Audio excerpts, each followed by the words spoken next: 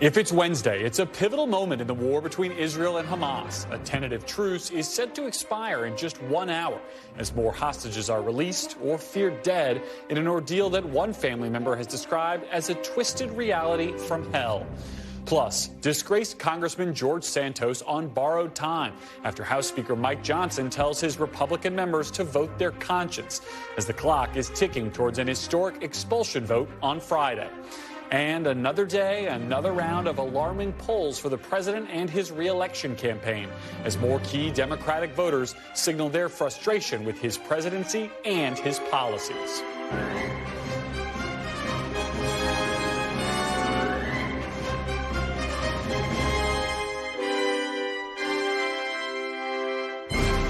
Welcome to Meet the Press Now. I'm Garrett Hake reporting in Washington, where we again begin with breaking news in the Israel-Hamas war. Right now, 1 hour remains until the temporary ceasefire is set to expire. A senior Arab diplomat told NBC News earlier today that there is an expectation the truce will continue for at least 2 additional days. But so far, no announcement has been made. It comes as we've been expecting 10 hostages to be released in exchange for 30 Palestinian prisoners today, but that exchange has yet to happen. The group of hostages being released today could include one American, according to a U.S. official who cautions that the situation is fluid. This afternoon, the IDF also saying that 2 other hostages have been released and are now in Israel. Hamas released this video apparently showing the moment when the 2 women, a mother and daughter, were handed over to the Red Cross in Gaza. So far, 83 hostages have been released since Friday, including 63 Israeli hostages and 20 foreign nationals, according to Israeli officials. A few hours ago, roughly 160 people remain held in Gaza. Efforts to extend the truce come as Israel is working to confirm the devastating news announced by Hamas today that the youngest hostage, a 10-month-old baby, Kfir Babas, has been killed, along with his 4-year-old brother Ariel and their mother Shiri. The Babas family have become poignant Israeli symbols of those kidnapped on October 7th. The IDF say they have notified the family of Hamas's claim as they work to determine the claim's veracity. Meanwhile, U.S. hostage envoy Roger Carstens is traveling to Israel today for the first time since the war began. He's expected to meet with the families of American hostages. And Secretary of State Antony Blinken is headed to Israel tomorrow. He spoke today about a possible extension of this truce deal. Look, we'd like to see the pause extended because what it has enabled, first and foremost, is hostages being released, coming home, being reunited with their families. It's also enabled us to surge humanitarian assistance into the people of Gaza who so desperately need it. So its continuation, by definition, means that more hostages would be coming home, more assistance would be getting in. So clearly, that's something we want, and I believe it's also something that Israel wants. Israel remains clear that any extension would be temporary, with Prime Minister Netanyahu saying again today his government will resume fighting once the pause is over. It comes as we reported yesterday that the U.S. is urging restraint from Israel as it prepares for the next phase of the war. Meanwhile, the humanitarian situation in Gaza remains dire. More than 1.5 million people are displaced within Gaza as the Israeli military continues to urge people to flee south. And as the World Health Organization warns, more people could die from disease than from bombings. Joining me now is NBC's Aaron McLaughlin in Tel Aviv, and Chief Foreign Affairs Correspondent Andrea Mitchell will be with us momentarily as well. So, Aaron, what's the mood been on the ground today in Israel as we're just waiting for this ceasefire to either be extended or to have some news that it's expiring? Well, Garrett, I would say it's an atmosphere of anxious relief because many people here, especially the families of these hostages, did not think that this was possible, that we would be on day 6 of a temporary ceasefire, let alone a ceasefire at all, that an agreement of this nature could be made between Israel and Hamas is being seen here as quite simply remarkable, but at the same time anxious because the fact of the matter is there's about 159 hostages that remain remain inside of Gaza. And if this ceasefire expires in just an hour, there are real questions in terms of what happens next and what that means for the remaining hostages as well as their family. And what we've seen is just this growing pressure on Israeli officials to secure the release of the hostages. We understand, according to media reports, the War Cabinet is meeting right now, presumably to consider that extension, this growing pressure on them that is recognized. We've heard in the past from opposition leader Benny Gantz, a member of that War Cabinet, make the point that while they have decades to fight Hamas, they do not have decades to save these hostages. So there is that growing pressure, but at the same time, there is that question mark as we're waiting for the additional hostages to be released to mark the completion of today's exchange. Garrett. And what do we know about the hostages who were released today and the ones we expect to see perhaps released later? Well, just a couple hours ago, we saw 2 hostages released, dual nationals, Israeli and Russian nationals, a mother-daughter by the name of Yelena Trupanov, 50 years old, and Irina Tati, 73 years old. Hamas releasing a video showing them being handed over to the Red Cross. And typically what's happened in the past, when they have decided, Hamas has decided to release Russian nationals, they release them first, seen as a gift to Russian President Vladimir Putin for Russia's support for Hamas. This, as again, we are waiting for word, could happen really at any moment for the release of the remaining 10 hostages, and then the potential announcement of that possible ceasefire extension. Big question mark over how long that extension could last. Garrett. And we talked about the Bibas family, the 2 young children, their mother at the start of this program. They've become such symbols in this war, especially there in Israel. Can you talk a little bit about how the community is reacting to this news, reported news of their death, and why this family has taken on such an outsized importance in the broader scope of this conflict? Well, this family has very much come to symbolize the brutality, the horror that unfolded on October 7th, in part because of just how young those babies are. You see them on the screen right now. 10-month-old Kafir, his 4-year-old brother, Ariel. They were snatched from kibbutz Niraz on October 7th, one of the hardest hit of the kibbutzim. A quarter of their kibbutz was either murdered or kidnapped. And so they've become a real rallying cry here in Israel for the release of the hostages, for the brutality of Hamas. And so this news, Hamas now claiming that 3 members of that family, at least, had been killed in an Israeli airstrike, is seen as heartbreaking, but also to point out it is not confirmed. And that is what has been released today in terms of a statement from the Bibas family saying, our family is updated on the latest Hamas publication. We are waiting for news to be confirmed or hopefully refuted soon by military officials. We thank the people of Israel for the warm embrace, but ask to maintain our privacy at this complex time. It is worth noting that there have been false claims in the past regarding the death of hostages. There was a 76-year-old hostage that was declared dead by Islamic Jihad. They claimed that she had died in an Israeli airstrike. Days later, she was among the first hostages released as part of this temporary ceasefire. Somehow a wholly new traumatic moment for that family. Erin McLaughlin, thank you for your reporting. We turn now to Andrea Mitchell, our chief foreign affairs correspondent. Andrea, it seems like we're in something of a fraught moment here. Expectation that this truce will hold, but no real news. What's the latest?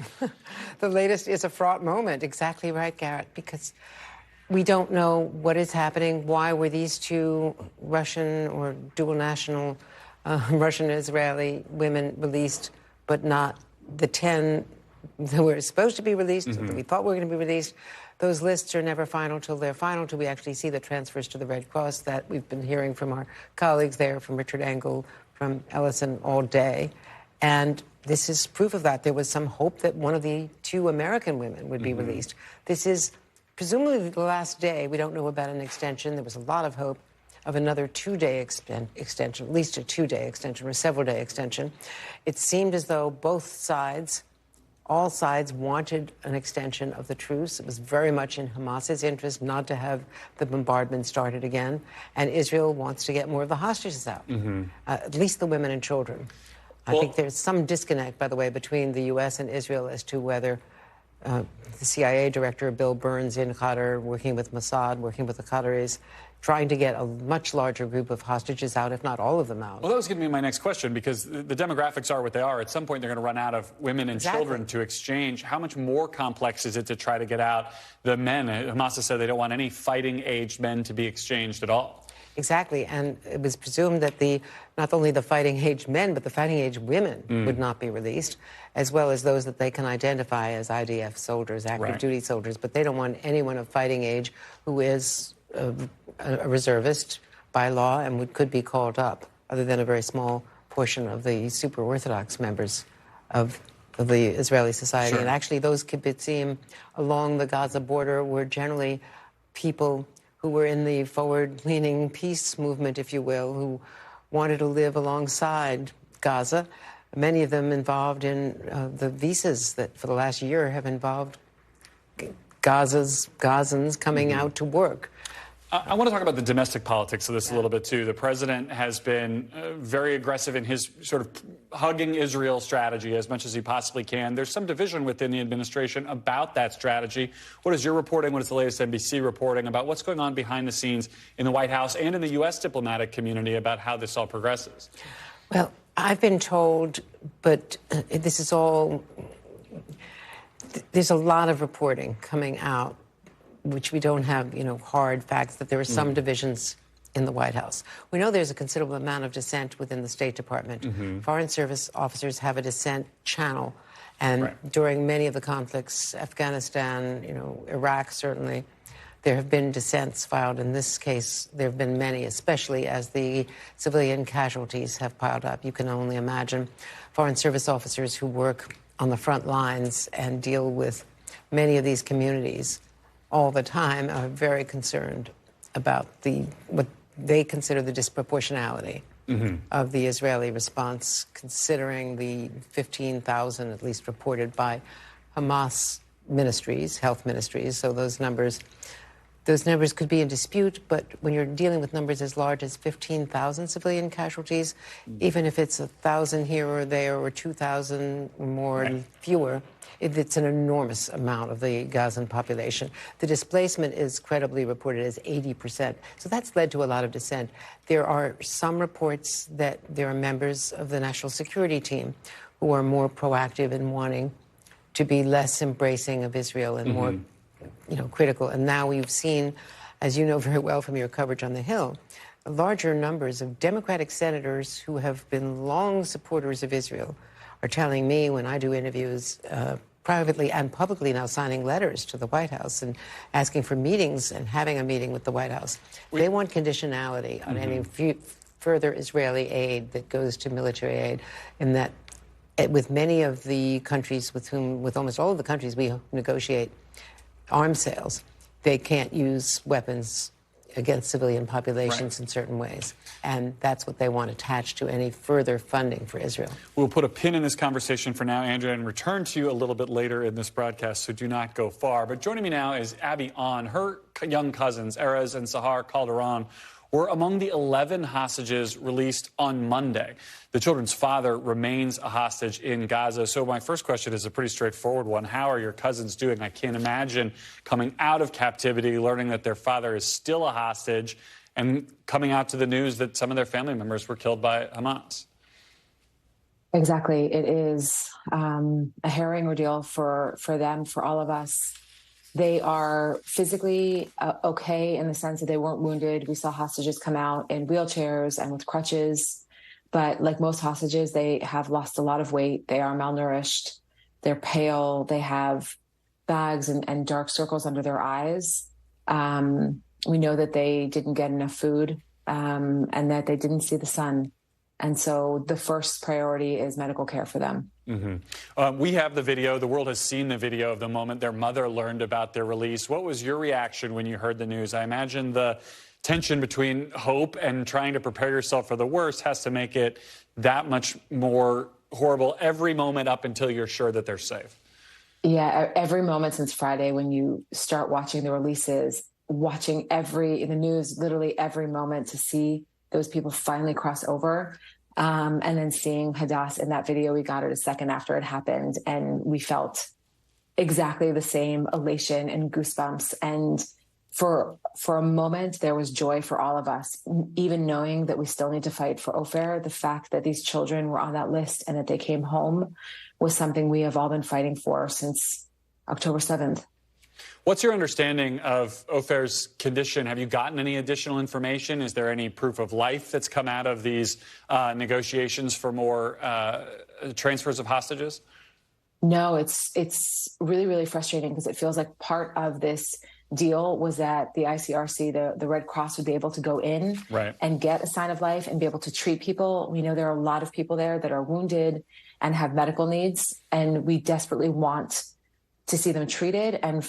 And personally, we want a sign of life. We want to know that Ofer is there and that he's okay, because we are fighting to bring him home.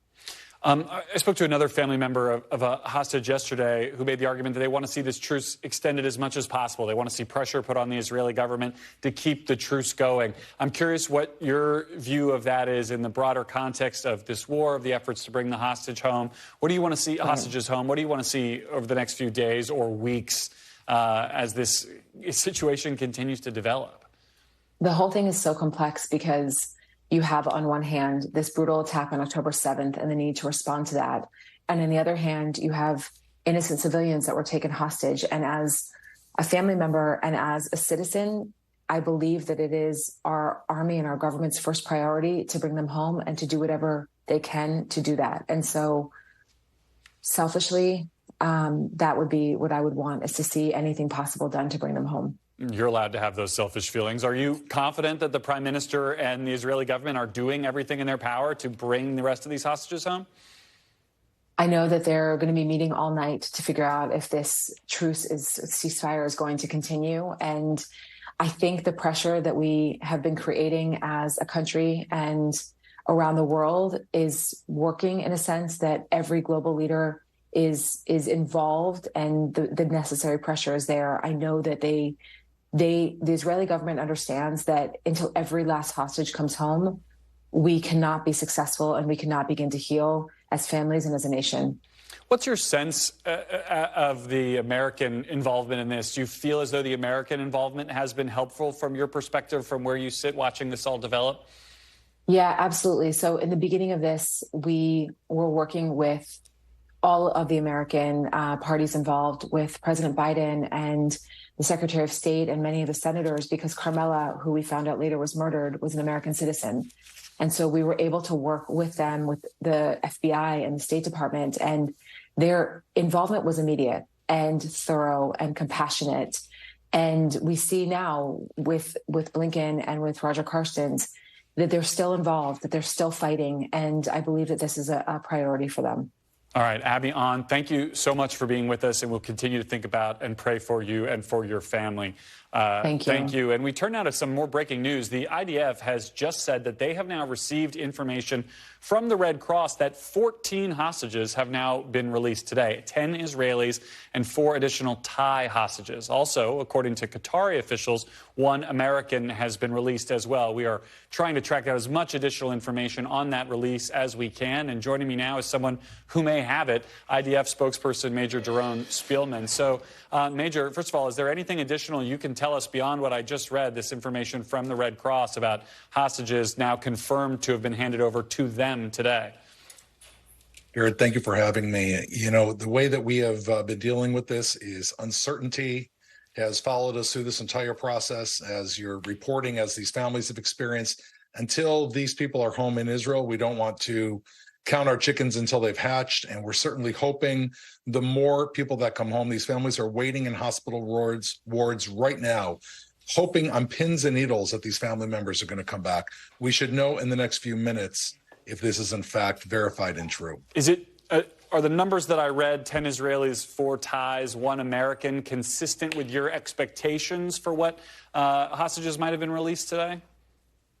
Certainly the 10 Israelis, including, again, according to what I've heard in media reports, one of them being an American, is along with what we've expected. This is, again, this has been the condition that we put forward with regards to extending this truce. So every day we said that we would extend this as long as 10 hostages were leaving Gaza that could come home. We've had a lot of disappointments. We've also had mixed feelings and joy. But like you've reported this entire time, and I've been watching this segment, all these families that have been coming out have such a long road ahead of them, including those that come out tonight. These people don't know that October 7th happened. They don't know the scale. They don't know what they're walking into. They don't know if their family members are alive or dead. They don't understand the whole world is watching them. And so each of these phases, including tonight, is shattering for these families. And that's what we're replaying again and again every night. Obviously, there is no trust here between the IDF, the Israeli government, and Hamas that exists on this issue, except what is able to be built up each time one of these exchanges takes place successfully. Does the fact that you have been able to get these hostages out successfully today, we assume, but certainly in the last couple days, speak to a desire, an ability to extend this truce significantly further, to get more folks out than perhaps you might have even thought possible a few days ago? That is certainly our hope. Our hope is to get as many hostages out. We've placed a 10-day deadline on this format. After a 10-day type of continuation of this, which would leave about another 3 days ahead, it would have to go back to the War Committee. They would have to vote to extend this. So obviously our hope is to bring as many people home as possible. At the same time, I can tell you from within the military, we are totally ready to continue with this operation. If this does not continue, we'll be back on the ground. We've practiced. We're highly, highly ready right now to continue with our goals. And we know what I think the world understands. Hamas would never be releasing these hostages unless they felt they had to, and that is a result of the military campaign. Hamas, as the president said, President Biden, they couldn't give a damn about these people. It's only because their backs are to the wall, and if they won't release them, we're going to push them farther and farther to the wall. What does that readiness look like? You guys have been basically parked in Gaza for the better part of a week now. If this war were to resume again tomorrow, do you have new intelligence capabilities based on these hostages that have been released? Are you concerned about the relative opportunity that Hamas has had to regroup during that time? I mean, talk to me about what that would look like if this truce were to fall apart. We've refreshed our soldiers on the ground. They have operational plans. We've increased our intelligence. We know our targets. We've had time actually to focus and really prepare for this next stage. Don't forget the last stage. We were taken completely by surprise when those families were slaughtered. By the time we got up to the front line, soon later, we were in a battle rhythm to go into Gaza. This time has been very helpful to us operationally. I will say, of course, we're concerned about Hamas. I mean, Hamas, by asking us not to fly our drones over Gaza, wasn't so they could, hand out baskets of candy and food. They've been underground preparing their terror infrastructure, probably embedding themselves in those civilian areas that they're hoping we're not going to move into in southern Gaza, because they'll just continue their same practices, barricading underground, reinforcing civilians overhead, and trying to attack us. That's the price that we have to face of bringing home our people, which is a top priority. You mentioned going into southern Gaza. There's been a lot of discussion. I know the Americans are very concerned about that. Any operation into southern Gaza take even more care to protect the lives of civilians. What have you done differently over these last couple of days? What steps have you put in place to make sure that the IDF does go south? You can do a more effective job of protecting civilians, whether it's not doing mass bombardments or other tactical or strategic changes to make that phase of the war look different from a civilian perspective than did the first phase? I can tell you, Garrett, that we share the same values as America does. We're not looking for any civilians to die in this war. We never wanted this war to begin. We do everything we can, and we've tried to be, under extremely difficult circumstances, tried to be as precise as possible. Again, I don't know how many armies have ever faced someone like Hamas that is so willing to put civilians in front of every single fighter. Imagine thousands of lone shooters, every single one of them holding a civilian in front of them, shooting back at you. That's what we're facing. And I know that the numbers are high. We all feel that this is devastating, these civilian deaths in Israel and civilian deaths in Gaza. This is a result of Hamas embedding themselves, and we'll continue to try to take these into account. I will say, though, if I was Hamas right now and I heard these announcements about, not moving people from their homes in southern Gaza, I know what I'd be thinking. I'd be thinking that's where I'm going to put my terror infrastructure, under those civilians. And I think we have to be very, very careful about that, because at the end of the day, it enables Hamas to embed, and it puts those civilians even in greater risk. I also want to ask you about what's been going on in the West Bank. The IDF says it conducted operations in Jenin that killed 2 senior militants, but there's a video going around on social media. I'm sure you've seen it. NBC News has geolocated it to Jenin. We're not showing it because it's too graphic for this program, but it shows 4 boys running for cover, one of them falling to the ground, another one drags him behind a car. They leave a trail of blood behind. The Palestinian Health Ministry says that 2 children, an 8-year-old and a 15-year-old boy, were killed. Have you seen that video, and what is the IDF's assessment of what happened there? So I can tell you I have seen the video. It is circulating around. What we know is that we found 2 major Islamic Jihad terrorists. They operated very similar to Hamas in Jenin. They were, in fact, eliminated, and there were a number of threats that were identified by our forces. There was an exchange of fire. I can still not verify. We don't have the information of what we see in that video. And like all the videos that come out, that video is parsed according to a very specific interlude. It doesn't show the background. It doesn't show if these were people who hurled devices. Again, to me, it doesn't look like a young person in that video, but I don't know. We have to wait. We have to wait till we do our investigation and this comes out. However, I will say the tactics of Islamic Jihad are the same tactics of Hamas. Again, it is operating in areas with civilians. It's the same challenges that we face, and they pose the same threat to Israel like Hamas. If they are not stopped on our border, Islamic Jihad and Hamas have their sights on other places around the world, including the United States. The war that we're fighting against these people is a war that will extend beyond our borders if it's not stopped here. How do you convince people who are going to see that video online of someone who does look to me like a kid getting shot, apparently by IDF forces, that you are taking the care that American officials, United Nations officials, the rest of the world is really demanding from Israel going forward? How do you square those things?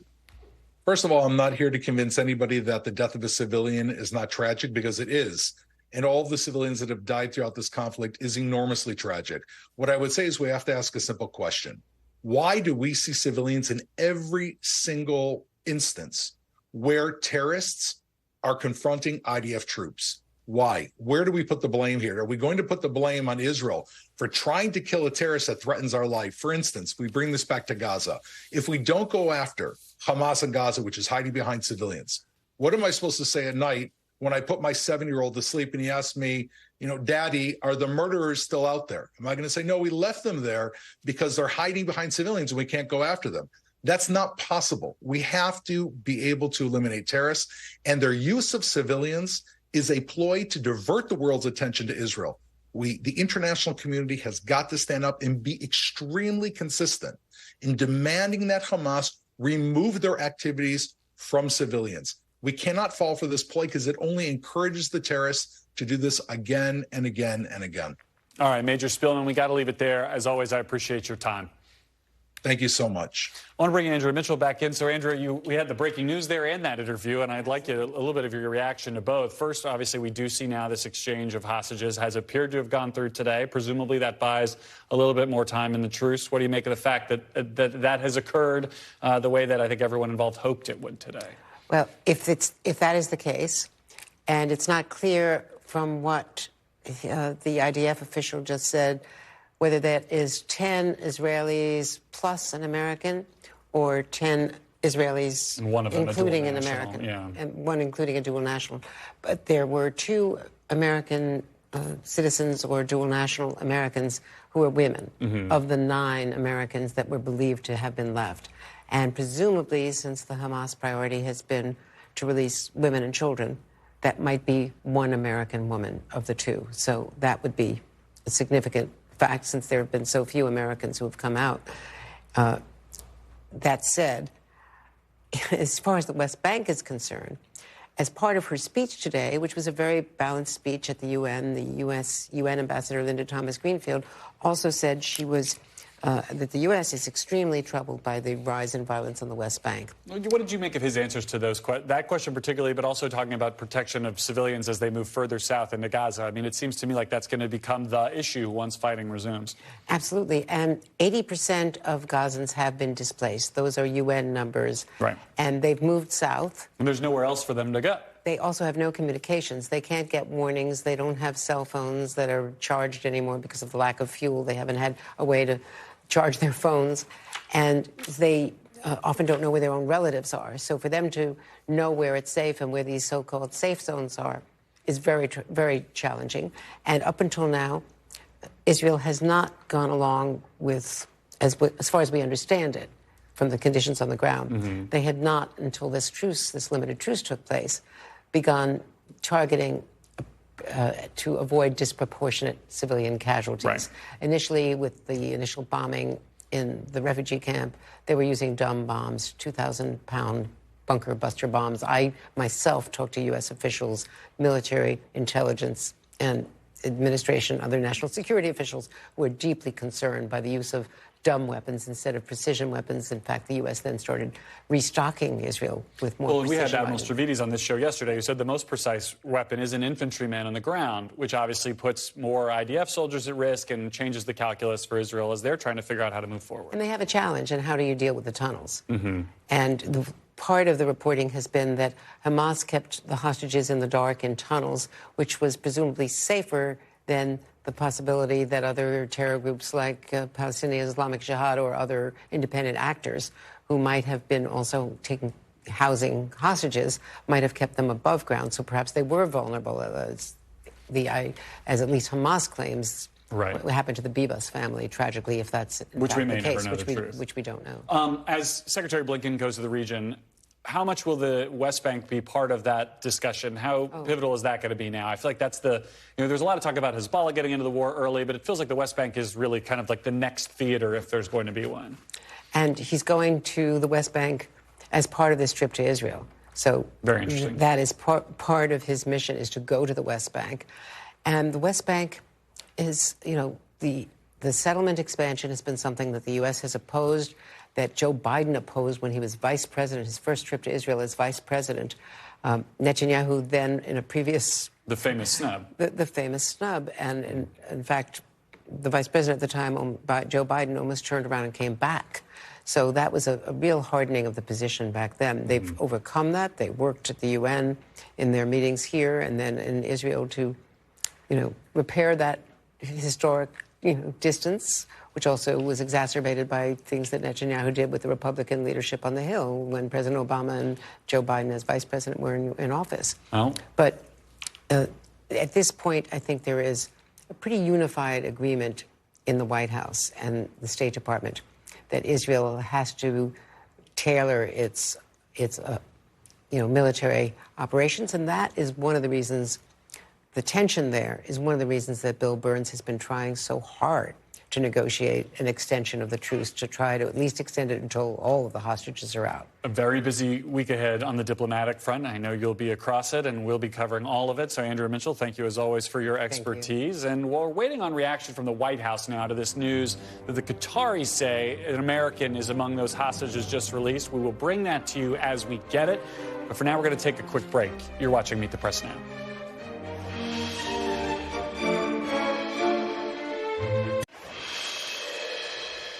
Welcome back on what could be one of George Santos' final days at the Capitol as a member of Congress. House Speaker Mike Johnson says the House will vote Friday on a motion to expel the New York Republican.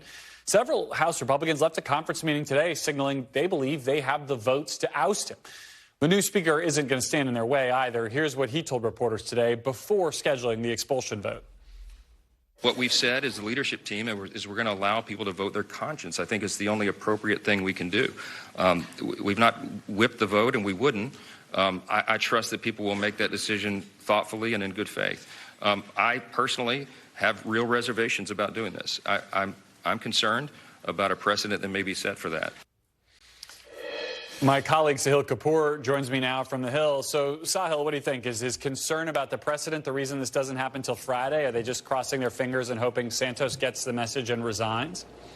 They're clearly in no rush to do this. It had been expected tomorrow. That would be the second day after this motion was triggered on Tuesday. But Steve Scalise, the majority leader, told our colleague Scott Wong that they have other stuff they want to do tomorrow. So the inevitable vote does get delayed to Friday. It's not clear it's going to make much of a difference in the outcome.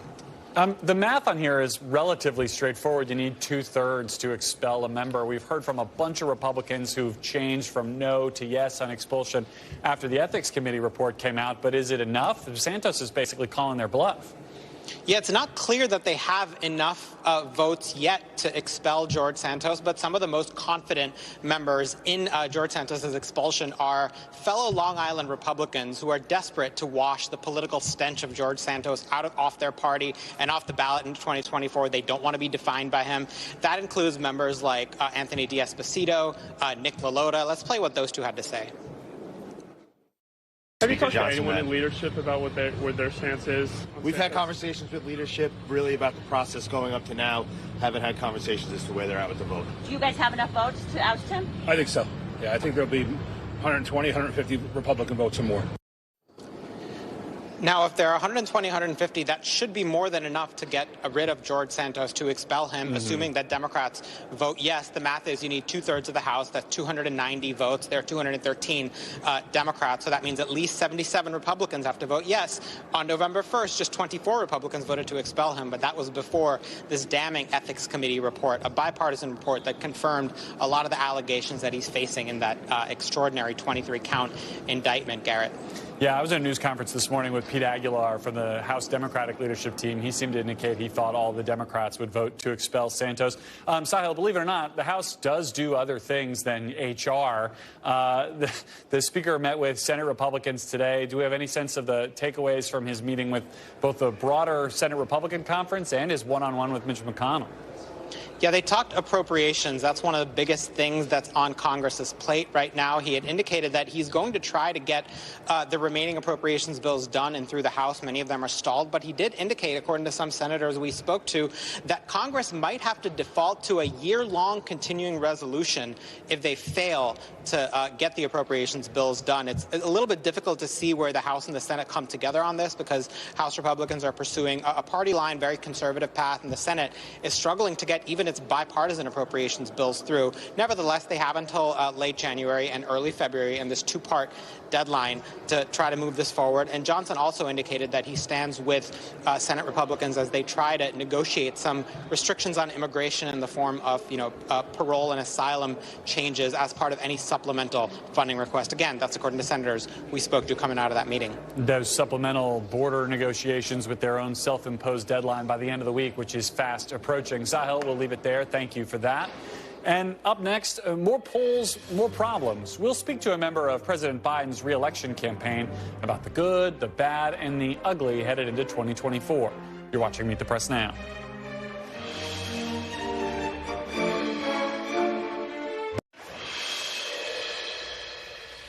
Welcome back. It's been another day with another rough round of polls for President Biden as we get closer to 2024. Gallup's November tracking poll had the president's job approval at just 37%, with 59% disapproving of his job in office. On the issues, just 32% approved of his handling of the economy and of foreign affairs. The president is also facing a significant erosion in support among the key voting blocs that elected him in 2020.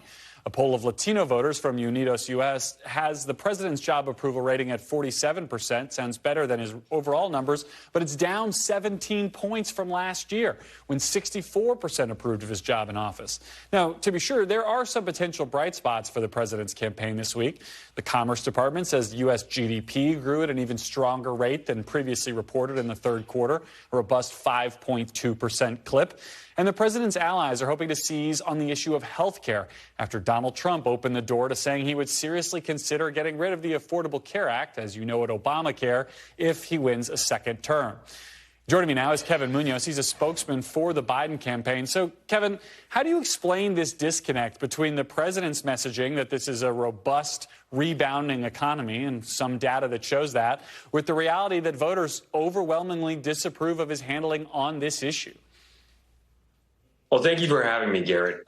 Look, here in Wilmington, we've got a saying, and I think it's pretty true, is that polls don't vote, voters do. And by every metric, including all of these elections from earlier this month in November in Virginia, Kentucky, Ohio, when you put the time, money, and resources behind Joe Biden's agenda, it's a winning agenda. We are not building a campaign to win the next NBC poll or, really any poll in the next, year or so. We're focused on next November, and I think that's a really good idea for this campaign. Are you concerned at all that the problem then isn't the Biden agenda, it's the Biden, that the guy on the top of the ticket is someone who voters don't think is doing a good job? The priorities, the policies might be successful on their own, but something has to explain these numbers, doesn't it? Garrett, when the American people go to the ballot box and when they go next November, it's not going to be about who, it's going to be about the agenda and who is delivering on a fundamental question on the issues that matter to their family on an everyday basis. When you look at Donald Trump, the MAGA field that refuses to take action on real issues, that wants to gut health care, I think we have a pretty good sense of where the American people are.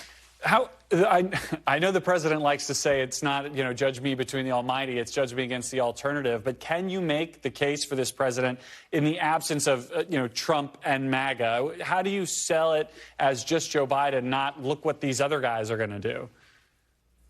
I think it's really important to understand that we're running on a historically strong and effective agenda that is really in its early stages of impacting the American people. But at the end of the day, Garrett, this is not a hypothetical. We are running against MAGA. Let me just give you three numbers. We've got 135 million Americans with pre-existing conditions. Donald Trump wants to take away the Affordable Care Act. We've got 40 million Americans that have health care because of the Affordable Care Act.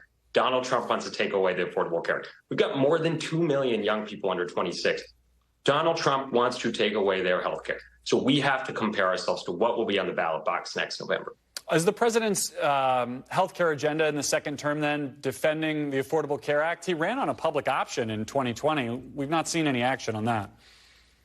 Well, look, Gary, you know this. You work on the Hill. A lot of people need to understand that elections have consequences. And if we want more action to lower health care costs, negotiate prescription drug costs, cap insulin for all Americans, we need to elect more Democrats. We need to elect people that have the interests of the American people in mind. We're going to be focusing on what we can do to continue to improve healthcare for Americans. And we're going to have to compare that to what Donald Trump and the MAGA field seem to say they have a plan on, but haven't really offered much. On the topic of the former president, at a fundraiser last night in Colorado, President Biden brought up the Trump vermin comment. He equated it to Nazi Germany. He's used that line at a fundraiser a couple of times. I'm trying to figure out why the president says that so often when the cameras aren't there, but he's not saying it publicly. He's not saying it on the stump. Why not make that case in public?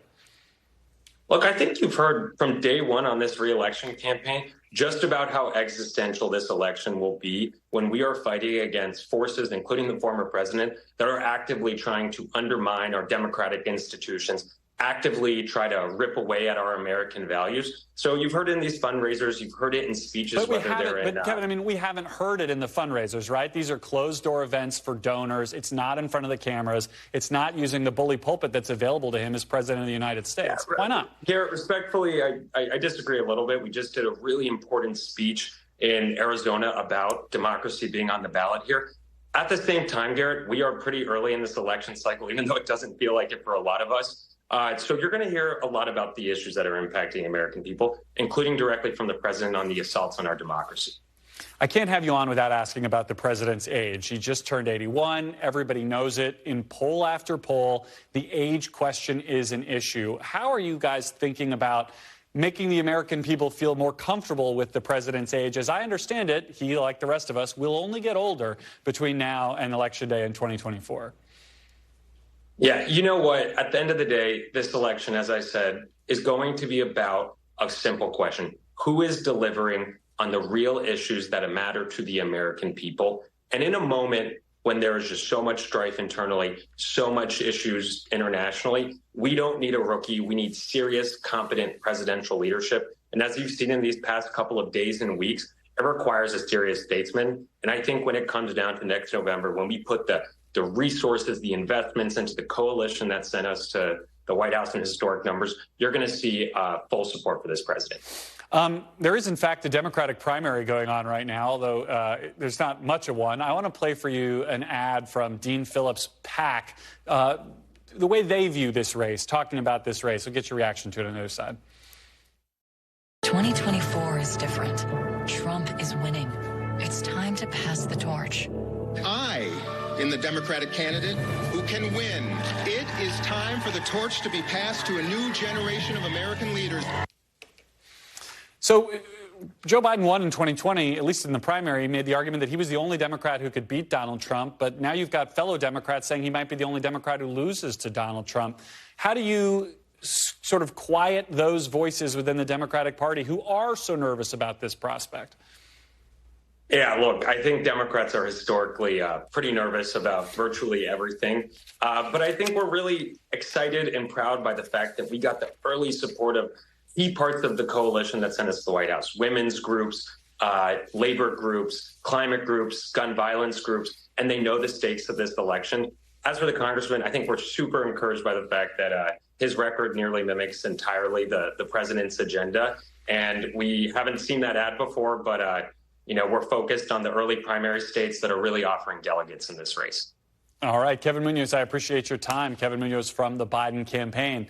I'm joined now by today's panel, NBC News White House correspondent Mike Memoli, Boston Globe senior opinion writer Kimberly Atkins Stohr, and former Wisconsin Governor Scott Walker. He's also the president of Young America's Foundation, which is focused on conservative youth. So, Mike, I'll start with you. Curious your reaction to that clip from Munoz, obviously projecting nothing but confidence here. But what's going on behind the scenes within the Biden campaign as they try to address all these data points that are warning signs for them? Well, Garrett, I've heard some of those talking points before, a time or two. I think the real fundamental issue that the Biden campaign has right now is that they are planning for an election that's over 350 days away. We are covering the election as we see it today. And there's a real disconnect between this. It's an article of faith in the Biden campaign that when voters engage, when voters have to engage, that's an important caveat, that they will ultimately make this choice between two candidates and not Biden and the Almighty. Now, I say when they engage because another article of faith in the Biden campaign is that the American people are fed up with politics. They are fed up with campaigns. They don't want to see a campaign right now. And that's one reason why you are not seeing President Biden out there hitting his opponent publicly in the way that might satisfy a lot of Democrats to hear him do that. Because I'll break out a great chestnut from the 2020 campaign that you'll remember. Joe Biden's biggest strength in the Democratic primary in 2020 was his perceived strength, the idea that he was the best Democrat to go toe-to-toe with Donald Trump. I think a lot of the vulnerability for Joe Biden in these polls right now is the fact that Democrats don't think he is strong enough to get through a campaign, and they are worried like crazy about Donald Trump returning to the White House. Scott, you were nodding vigorously to that. What's your take on the idea that perceived weakness here? Is that self-fulfilling prophecy for the president? Yeah, I think so. And we see it not only in the polls overall. We did a poll earlier this year, right before the first presidential primary debate, and found nationwide amongst college students, their number one issue was the economy, and one of our follow-up was about age and competence, and it actually was shocking as to how many young people, not conservative young people, a general population of young college students who were very concerned about that issue. If this campaign in 2024, if the election's a referendum on the economy, I think the president's in big trouble. Kimberly? Well, the economy is pretty strong right now, so I'm not sure if that would be much of the referendum. Look, we have seen in every election in recent history that the big issues are weighing in favor of Democrats. Democrats, of course, are, renowned hand-wringers, right? Naturally nervous. But when they realize that democracy is on the ballot. We just have two Trump-appointed judges taking swipes at the Voting Rights Act last week. We've seen abortion rights, what happens when that's put directly on the ballot. And we also have a strong economy. I think that is making it very difficult for Republicans to figure out what exactly they're running against and what they're running for. When Donald Trump is reaching for Obamacare to make a message, you know that there's a messaging problem. I mean, that felt like a gift for Democrats, although I am curious, though, because you do see the GDP numbers. Yeah. I don't know a lot of people who are sitting around and like, honey, come quick, the GDP was back up. If it's inflation, that's a different story. Bingo. And if the economy may be great in Washington, but not out in the States. You look at numbers that just came out in a report today, a typical American family is paying nearly $11,500 more just each year, just to keep the cost of living that they had in January of 2021. In my state, that's almost $900 more a month that they're paying. So it may be great in New York, it may be great in Washington where people are on shows like this, but for average Americans who are paying a lot more than they did in January of 2021, the economy really is an issue. But the president thinks it may be good in places like Pueblo, Colorado, where he is today. He's in Lauren Boebert's district. This is one of those things that Kevin Munoz was talking about, the stuff of the Biden agenda that got passed a while ago takes some time to come to fruition. You're seeing a huge growth in jobs in this district where they're building wind farms. I mean, Mike, is that the kind of thing that, the seeds that were planted in the last Congress, the Biden campaign hopes will bloom as the fall of 2024 approaches? That's certainly the big bet. And it's what we've seen in terms of travel from the president so far. He's not just trying to travel to talk about the story of how his policies are translating into results. He's going to districts represented by some of the most MAGA Republicans. Another one he's talked about going to sometime is Marjorie Taylor Greene in Georgia. There's going to be a big announcement down there tied to the CHIPS Act. And so this is a stand-in, a MAGA congressman for the ultimate rival they expect to face next November. But the big strategy for the Biden campaign right now, knowing that part of the age issue is one that they can't really do much about, is about the State of the Union address. That's going to be the biggest platform he has to try to address all of this and also paint a picture of what his vision for the country is going to be. We're going to have to dip out momentarily to get to a special report on the latest on these hostages, but I think one of the things that would be worthwhile to talk about on the backside of this is the foreign affairs impact of what President Biden as a statesman has been able to do. But now let's pause for a moment for an NBC News special report. Thanks for watching. Stay updated about breaking news and top stories on the NBC News app or follow us on social media.